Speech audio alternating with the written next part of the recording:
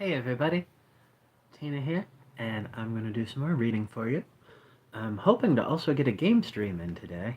Um, Yesterday was a little rough for me, but today I am having about the best day I've had in a week or so, maybe longer. So, we're going to start by getting the reading stream done, just in case I get tired later, and then we're going to see where the day goes. I'm going to record some Skyrim to help get to the end of that series after being set back for a couple months, and we'll see where it takes us. I have some other stuff to do too in the next couple days, but right now, getting back to normal after feeling sick for a really long time is the most important step to being ready to tackle stuff that's actually challenging. So, if you like my reading streams, if you enjoy what you hear while you're with me today, you can help me become more visible by liking and subscribing. And you can help me keep the lights on if you want by looking at the donation link or possibly buying one of my books. There's links for both in the description. On that note, keep in mind that my goal here is to make this easy to understand and enjoyable to hear. So we're not really going to stop and do big literary discussions, but if you ask for them in the comments, then I'll go ahead and link you to some resources from some scholars that do a really good job making this easy to understand in the context of its time. Okay, so, don't mind the background noise. My bedroom faces a street, and I'm doing my best with buffers and stuff, but I'm near farms, and sometimes their semis just make noise. The Picture of Dorian Gray, Chapter 15. That evening at 8:30, exquisitely dressed and wearing a large buttonhole of Parma violets, Dorian Gray was ushered into Lady Narborough's drawing-room by bowing servants. His forehead was throbbing with maddened nerves, and he felt wildly excited, but his manner, as he bent over his hostess's hand, was as easy and graceful as ever. Perhaps one never seems so much at one's ease as when one has to play a part. Ooh, that's a little tongue-tying. Certainly no one looking at Dorian Gray that night could have believed that he had passed through a tragedy as horrible as any tragedy of our age. Those finely shaped fingers could never have clutched a knife for sin, nor those smiling lips have cried out on God and goodness. He himself could not help wondering at the calm of his demeanor, and for a moment felt keenly the terrible pleasure of a double life. Wouldn't know anything about that.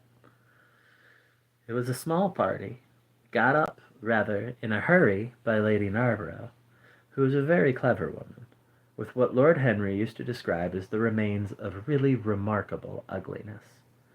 She had proved an excellent wife to one of our most tedious ambassadors, and having buried her husband properly in a marble mausoleum, which she had herself designed, and married off her daughters to some rich, rather elderly men, she devoted herself now to the pleasures of French fiction, French cookery, and French esprit when she could get it.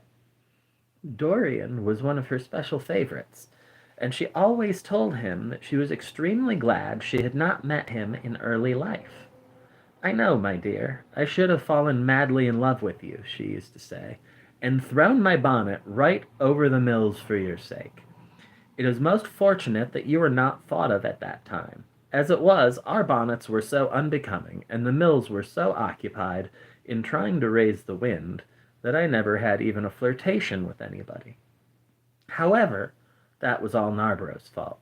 He was dreadfully short-sighted, and there is no pleasure in taking in a husband who never sees anything.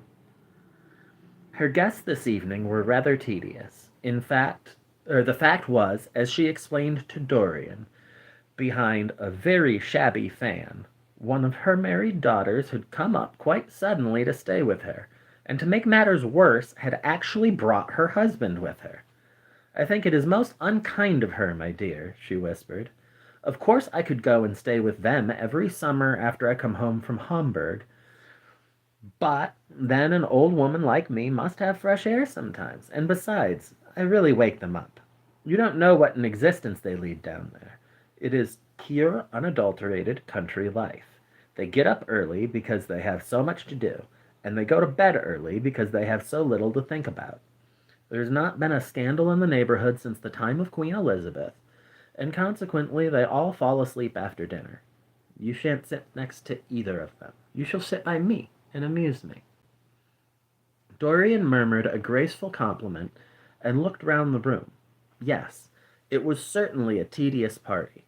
Two of the people he had never seen before, and the others consisted of Ernest Harrigan, one of those middle-aged mediocrities so common in London clubs, who have no enemies but are thoroughly disliked by their friends.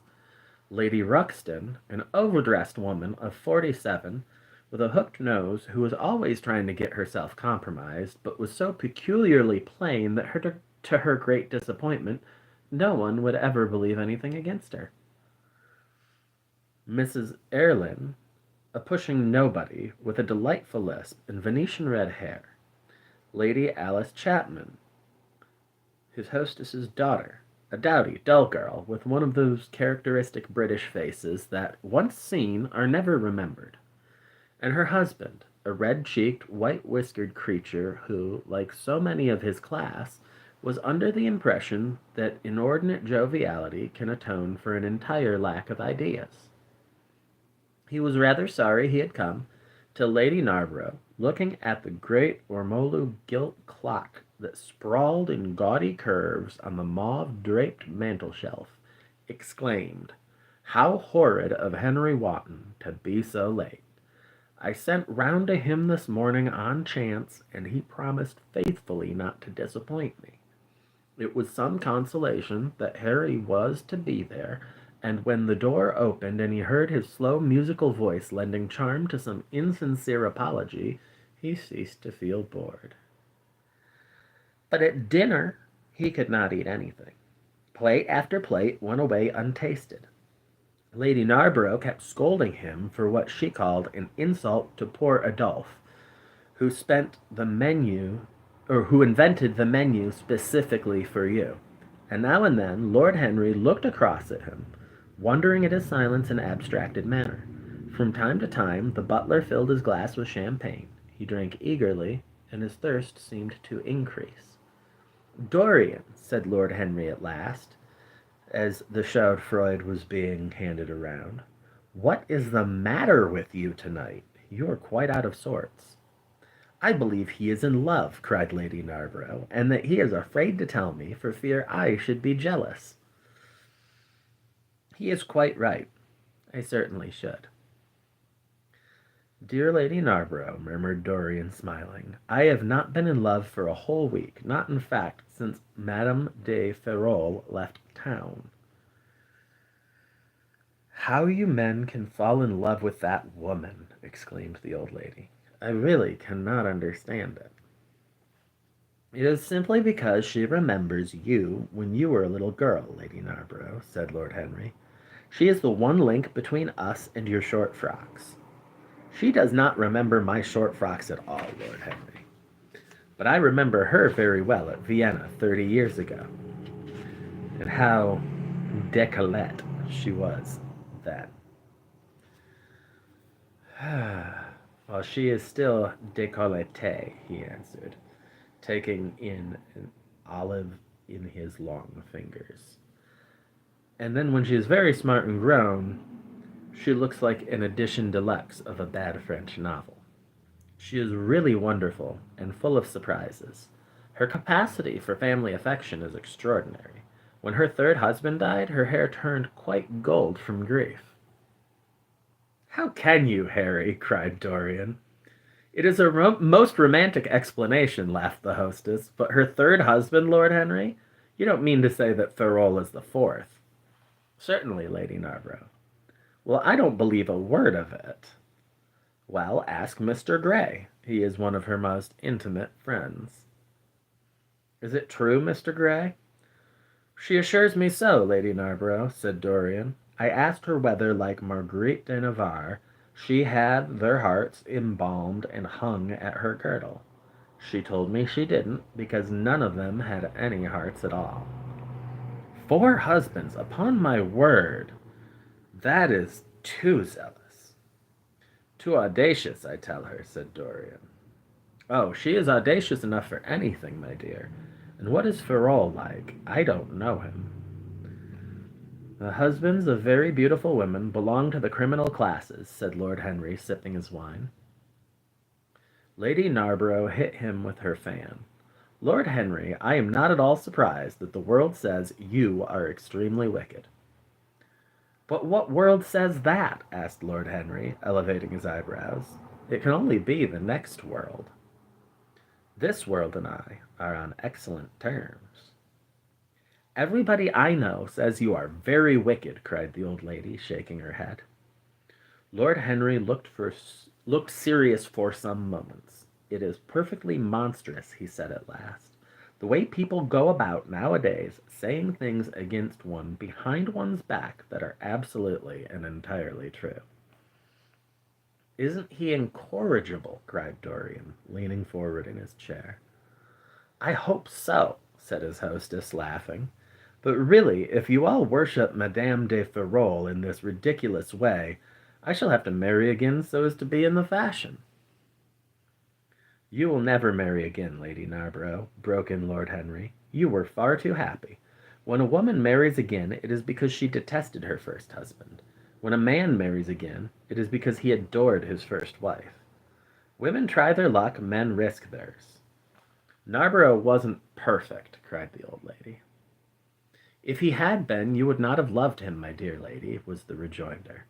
Women love us for our defects. If we have enough of them, they will forgive us everything, even our intellects. You will never ask me to dinner again after saying this, I'm afraid, Lady Narborough, but it is quite true.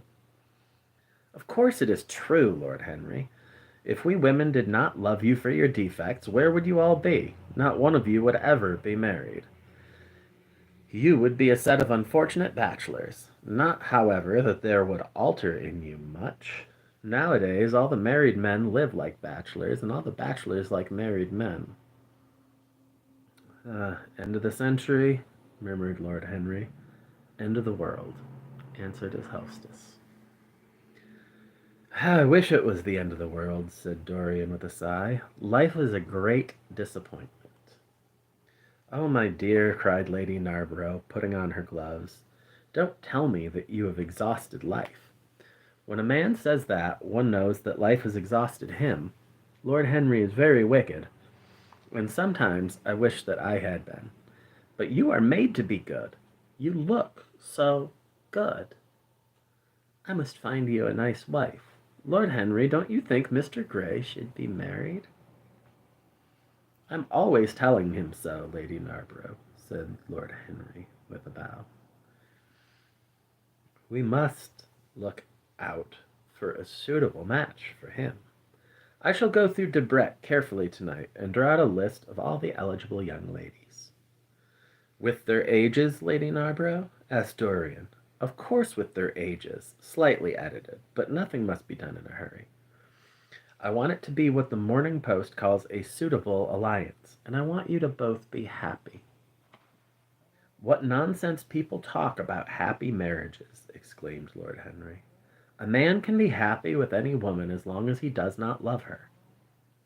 What a cynic you are, cried the old lady, pushing back her chair, nodding to Lady Ruxton.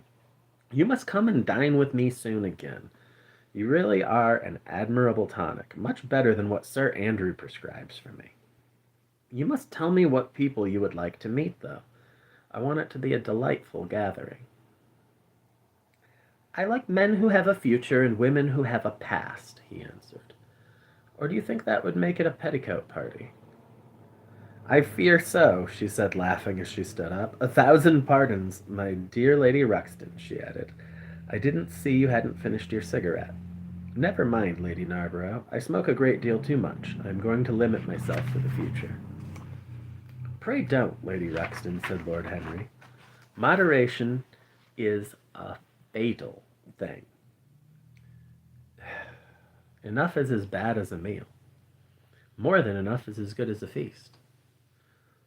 Lady Ruxton glanced at him curiously. You must come and explain that to me some afternoon, Lord Henry.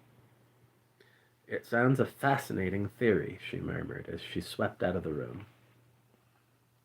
Now, mind you, don't stay too long over your politics and scandal, cried Lady Narborough from the door. If you do, we are sure to squabble upstairs. The men laughed, and Mr. Chapman got up solemnly from the foot of the table and came up to the top. Dorian Gray changed his seat and went and sat by Lord Henry.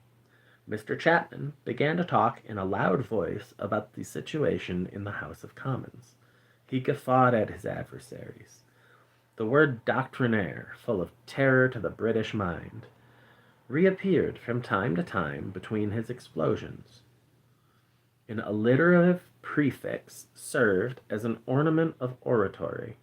He hoisted the Union Jack on the pinnacles of thought. The inherited stupidity of the race, sound English common sense, he jovially termed it, was shown to be the proper bulwark for society. A smile curved Lord Henry's lips, and he turned round and looked at Dorian. "Are you better, my dear fellow?" he asked. "You seemed rather out of sorts at dinner." "I am quite well, Harry. I am tired, that is all." "You were charming last night. The little Duchess is quite devoted to you. She tells me she's going down to Selby.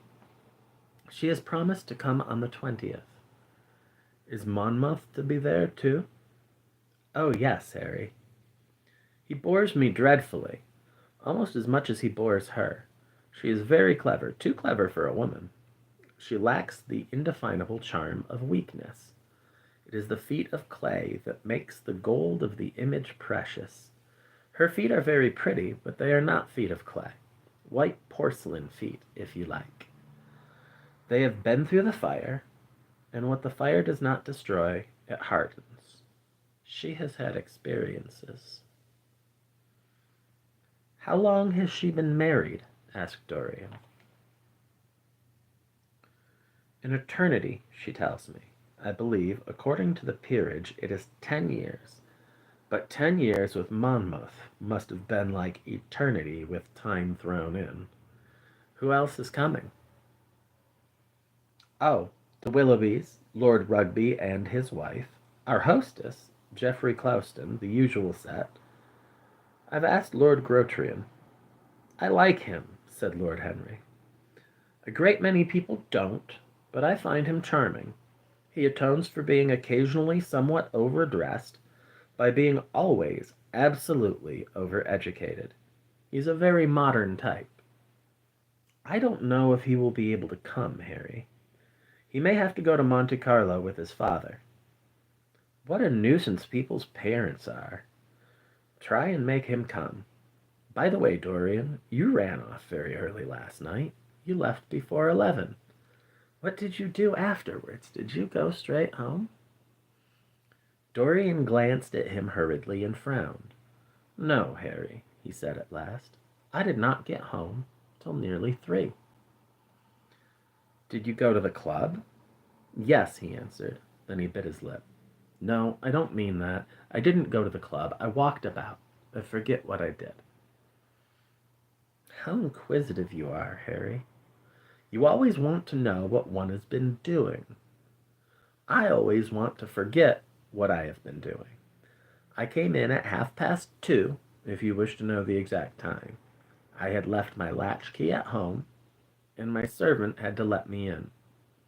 If you want any corroborative evidence on the subject, you can ask him." Lord Henry shrugged his shoulders. "My dear fellow, as if I cared." "Let us go up to the drawing-room. No sherry, thank you, Mr. Chapman. Something has happened to you, Dorian. Tell me what it is. You are not yourself tonight." "Don't mind me, Harry. I am irritable and out of temper. I shall come round and see you tomorrow or the next day. Make my excuses to Lady Narborough. I shan't go upstairs. I shall go home. I must go home." "All right, Dorian. I dare say I shall see you tomorrow at tea time. The Duchess is coming." "I will try to be there, Harry," he said, leaving the room. As he drove back to his own house, he was conscious that the sense of terror he thought he had strangled had come back to him. Lord Henry's usual questioning had made him lose his nerves for the moment, and he wanted his nerves still. There were things that were dangerous had to be destroyed. He winced. He hated the idea of even touching them, yet it had to be done. He realized that, and when he had locked the door to his library, he opened the secret press into which he had thrust Basil Hallward's coat and bag. A huge fire was blazing. He piled another log on it. The smell of the singeing clothes and burning leather was horrible. It took him 3/4 of an hour to consume everything. At the end, he felt faint and sick, and having lit some Algerian pastilles in a pierced copper brazier, he bathed his hands and forehead with a cool, musk-scented vinegar. Suddenly, he started. His eyes grew strangely bright, and he gnawed nervously at his underlip. Between two of the windows stood a large Florentine cabinet made out of ebony and inlaid with ivory and blue lapis. He watched it again, as though it were a thing that could fascinate and make afraid, as though it held something that he longed for and yet almost loathed. His breath quickened. A mad craving came over him. He lit a cigarette and then threw it away. His eyelids drooped till the long, fringed lashes almost touched his cheek, but he still watched the cabinet. At last he got up from the sofa on which he had been lying, went over to it, and having unlocked it, touched some hidden spring. A triangular drawer passed slowly out. His fingers moved instinctively toward it and dipped in, closed on something. It was a small Chinese box of black and gold lacquer, elaborately wrought, the sides patterned with curved waves, and the silken cords hung with round crystals and tasseled in plated metal threads. He opened it. Inside was a green paste, waxy in luster, the odor curiously heavy and persistent. He hesitated for some moments, with a strangely immobile smile on his face. Then, shivering through the atmosphere of the room was terribly hot, he threw himself up and glanced at the clock. It was 20 minutes to 12. He put the box back, shutting the cabinet doors as he did so, and went into his bedroom. As midnight was striking bronze blows upon the dusky air, Dorian Gray, dressed commonly, and with a muffler wrapped round his throat, crept quietly out of the house. In Bond Street he found a hansom with a good horse. He hailed it, and in a low voice gave the driver an address. The man shook his head. "It is too far for me," he muttered. "Here's a sovereign for you," said Dorian. "You shall have another if you drive fast." "All right, sir," answered the man. "You'll be there in an hour." And after his fare had got in, he turned his horse round and drove rapidly toward the river. That brings us to chapter 16, which means I need to take a quick look at how much I'm committing to if I read it. Yeah, that's only 5 pages. We're going to keep going because this stream is still quite a bit short of my minimum.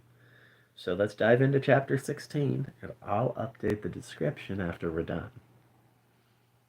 A cold rain began to fall, and the blurred street lamps looked ghastly in the dipping mist. The public houses were just closing, and dim men and women were clustering in broken groups round their doors.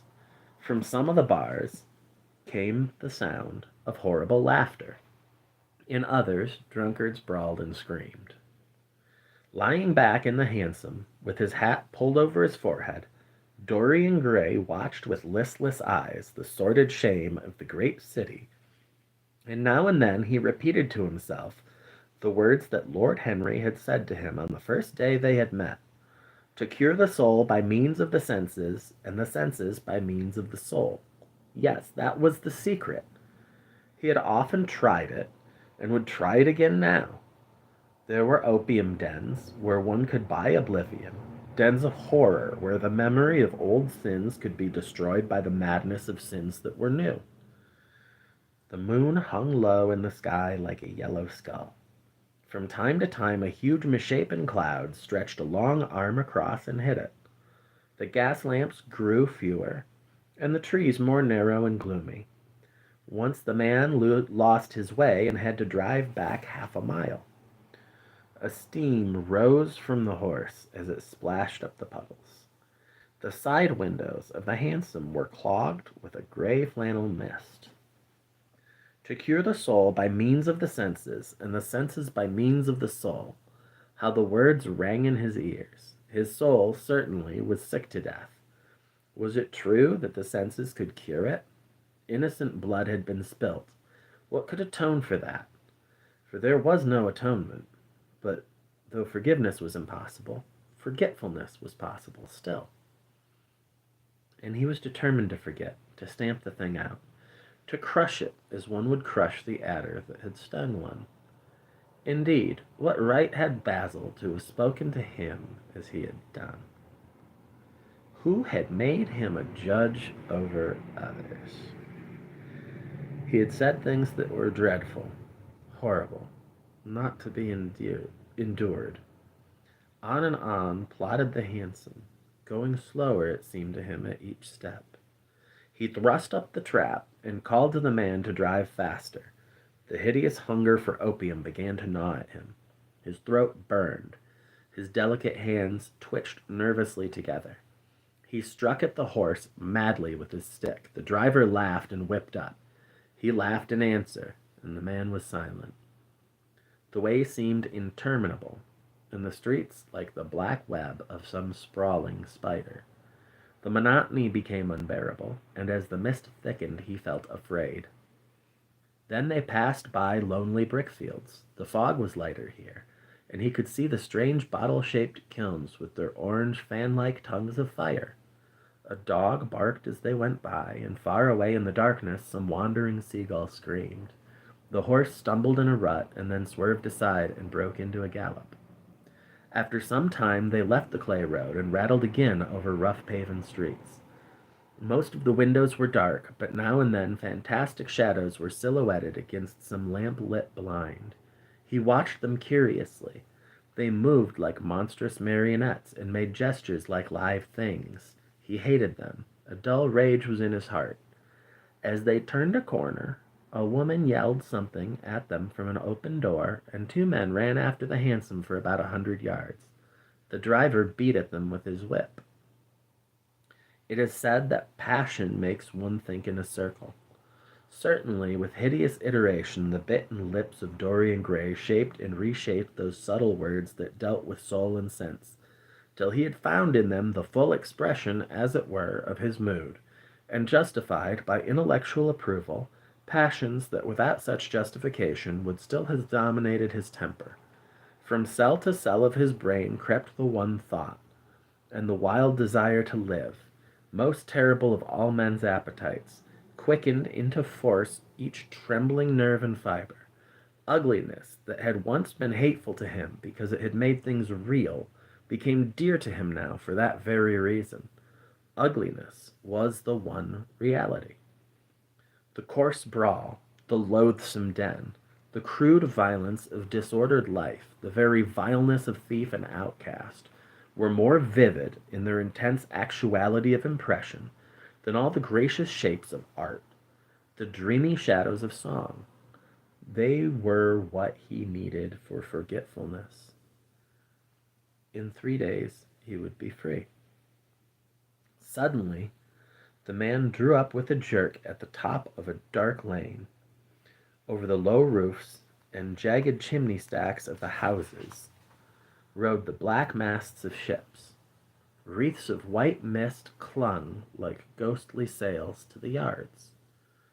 "Somewhere about here, sir, ain't it?" he asked huskily through the trap. Dorian started and peered around. "This will do," he answered, and having got out hastily, and given the driver the extra fare he had promised him, He walked quickly in the direction of the spray, or of the quay, of the quay. Here and there, a lantern gleamed at the stern of some huge merchantman. The light shook and splintered in the puddles. A red glare came from an outward-bound steamer that was coaling. The slimy pavement looked like a wet mackintosh. He turned on toward the left, glancing back now and then to see if he was being followed.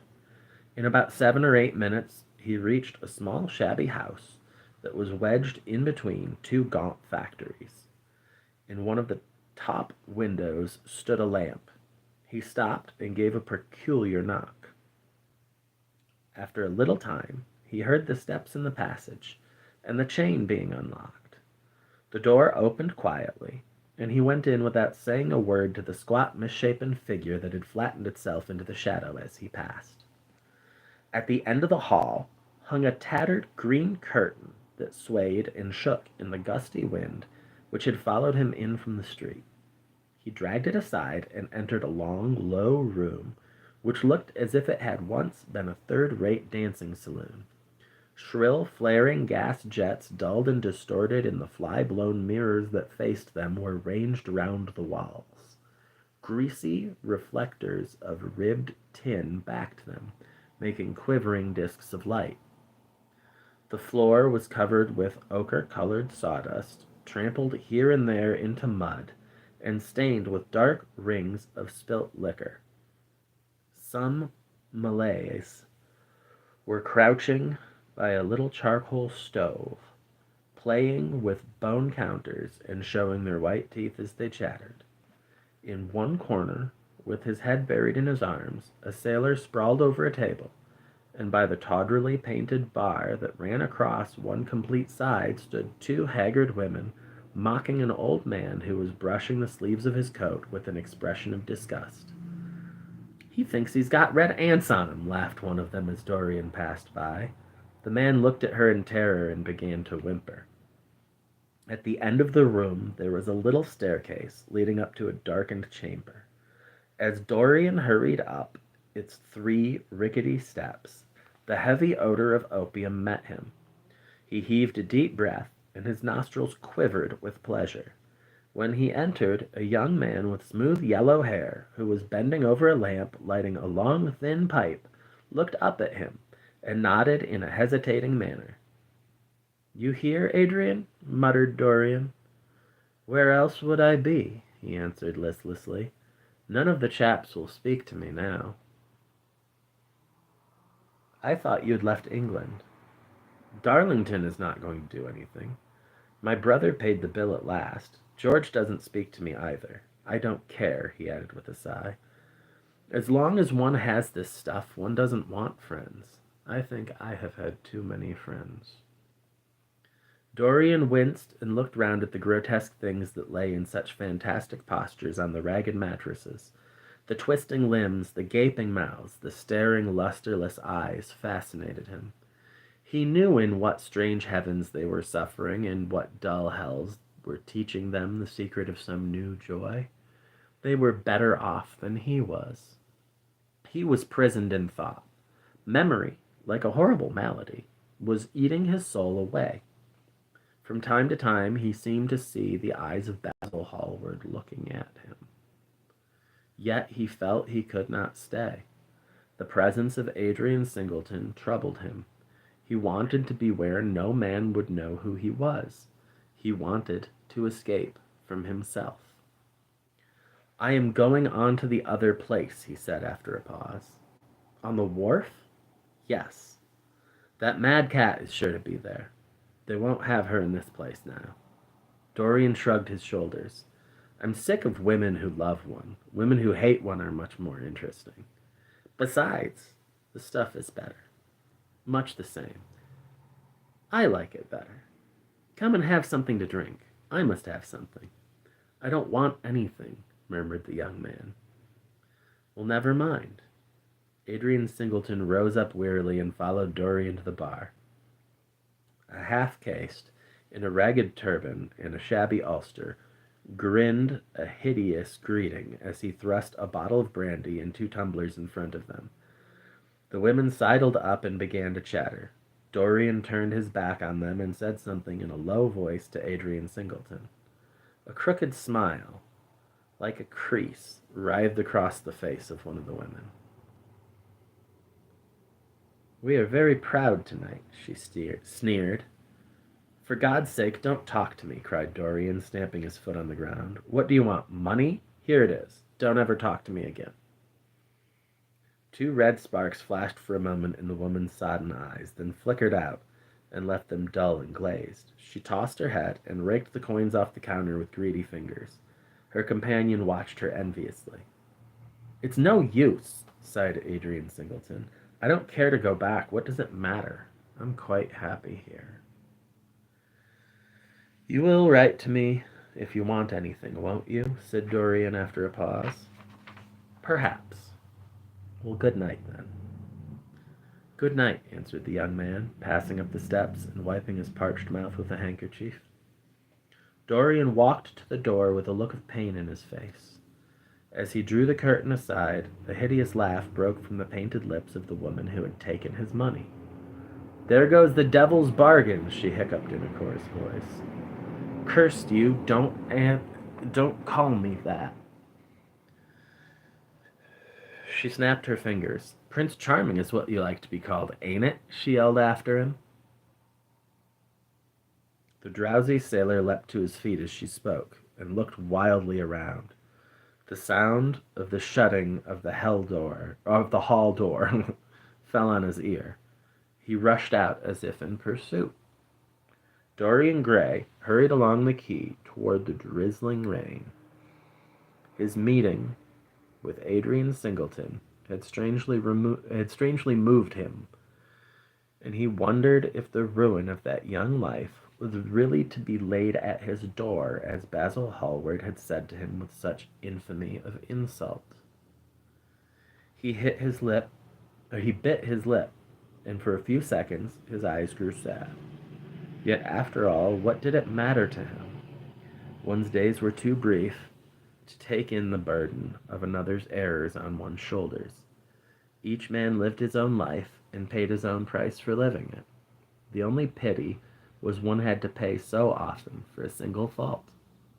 One had to pay over and over again, indeed. In her dealings with man, destiny never closed her accounts.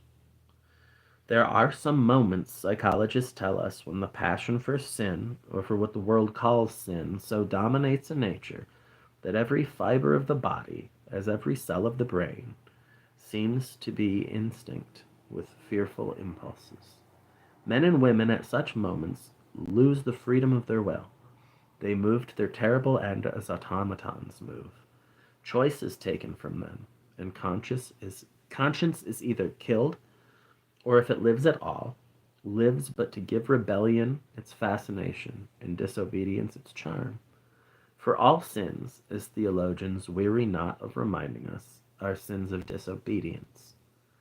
When that high spirit, that morning star of evil, fell from heaven, it was as a rebel that he fell.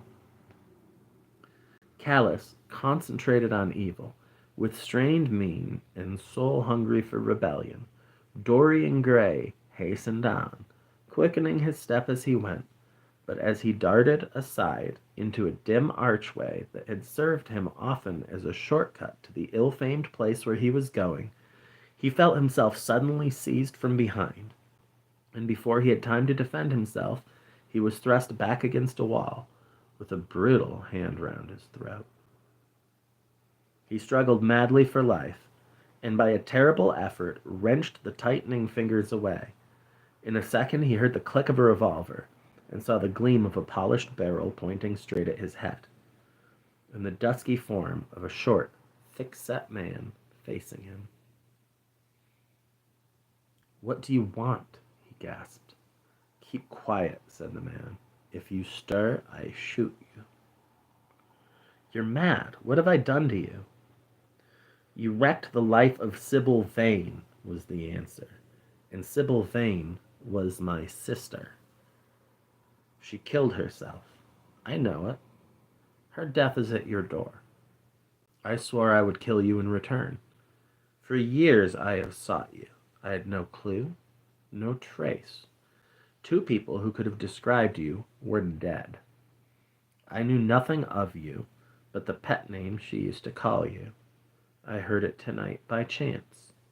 Make your peace with God, for tonight you are going to die. Dorian Gray grew sick with fear. I never knew her, he stammered. I never heard of her. You are mad. You had better confess your your sin, for as sure as I am James Vane, you are going to die. There was a horrible moment. Dorian did not know what to say or do. Down on your knees, growled the man.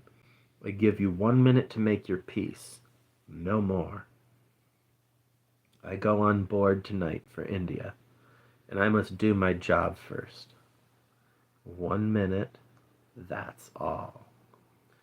Dorian's arms fell to his side. Paralyzed with terror, he did not know what to do. Suddenly a wild hope flashed across his brain. Stop, he cried. How long ago is it your sister died? Quick, tell me. 18 years, said the man. Why do you ask me? What do years matter? 18 years left, Dorian Gray, with such a touch of triumph in his voice. 18 years? Set me under the lamp and look at my face. James Vane hesitated for a moment, not understanding what was meant. Then he seized Dorian Gray and dragged him from the archway. Dim and wavering as was the wind-blown light, yet it served to show him the hideous error, as it seemed, into which he had fallen. For the face of the man he had sought to kill had all the bloom of boyhood, all the unstained purity of youth. He seemed little older than a lad of 20 summers, hardly older, if older indeed at all, than his sister had been when they had parted so many years ago. It was obvious that this was not the man who had destroyed her life. He loosened his hold and reeled back. My God, he cried, I would have murdered you. Dorian Gray drew a long breath. You've been on the brink of committing a terrible crime, my man, he said, looking at him sternly. Let this be a warning to you not to take vengeance into your own hands. Forgive me, sir, muttered James Vane. I was deceived. A chance word I heard in that damned den set me on the wrong track. You had better go home and put that pistol away, or you may get into trouble, said Dorian, turning on his heel and going slowly down the street. James Vane stood on the pavement in horror. He was trembling from head to foot. After a little while, a black shadow that had been creeping along the dripping wall moved out into the light and came close to him with stealthy footsteps. He felt a hand laid on his arm and looked round with a start. It was one of the women who had been drinking at the bar. Why didn't you kill him? She hissed out, putting her haggard face quite close to his. I know you were following him when you rushed out from Daly's. You fool, you should have killed him. He has lots of money, and he's as bad. He's not the man I'm looking for, he answered. And I want no man's money. I want a man's life. The man whose life I want must be nearly 40 now. This one's little more than a boy. Thank God I have not got his blood on my hands. The woman gave a bitter laugh. Little more than a boy, she sneered. Why, man, it's nigh on 18 years since Prince Charming made me what I am. You lie, cried James Vane. She raised her hand up to heaven. Before God I am telling the truth, she cried. Before God? Strike me dumb if it ain't so. He's the worst one that comes here. They say he sold himself to the devil for a pretty face. It's nigh on 18 years since I met him. He hasn't changed much since then. I have, though, she added with a sickly leer. You swear this? I swear it, came in hoarse echo from her flat mouth. But don't give me away to him, she whined. I'm afraid of him. Let me have some money for my night's lodging. He broke from her with an oath and rushed to the corner of the street, but Dorian Gray had disappeared. When he looked back, the woman had vanished also. that brings us to chapter 17, and firmly 45 minutes. So, that brings us to the end of this stream. I'm hoping to be able to do a makeup stream or two in the next couple days for the couple days I was sick and couldn't get on. But if I don't, at least I'm back to my regular stream a day. And hopefully my symptoms stay even and I can stay on a pattern for a while. Thank you for listening. If you want to hear more, if you're interested in hearing who I do next when I get done with Oscar Wilde, or if you're interested in some game streams, go ahead and like and subscribe. It also helps me move further in the algorithm so more people can find my streams. As always, I will be back to finish the book a chapter or two at a time until we get to the end of it, and then I'll be doing some of his short stories for a while. If you want to help out with the project, there's a donation link, and I also write books, and you could buy one of them. There's a link for that too, just down in the description. Alright, I'll see you soon, and hopefully I'll feel up to a game stream or another reading stream later today. But if not, take care.